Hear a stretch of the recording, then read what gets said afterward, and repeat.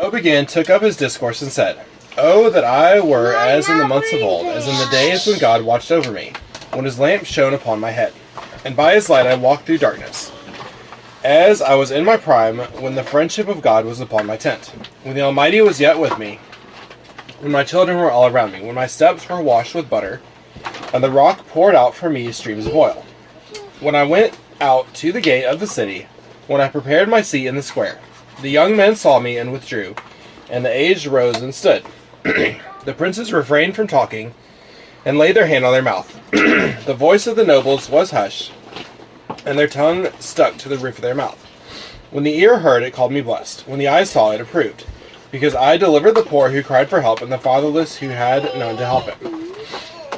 The blessing of him who was about to perish came upon me, and I caused the widow's heart to sing for joy.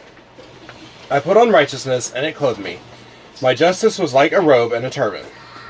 I was eyes to the blind and feet to the lame. I was a father to the needy, and I searched out the cause of him who did not know. Who I did not know. I broke the fangs of the unrighteous, and made him drop his prey from his teeth. Then I thought, I shall die in my nest, and I shall multiply my days as the sand.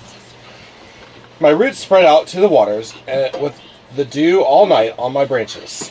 My glory fresh with me, and my bow ever new in my hand. Men listened to me and waited, and kept silence for my counsel. After I spoke, they did not speak again, and my word dropped upon them.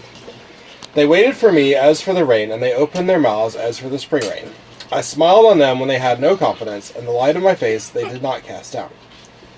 I chose their way and sat as a chief, and I lived like a king among his troops, like one who comforts mourners. This is the word of the Lord. Thanks be to God.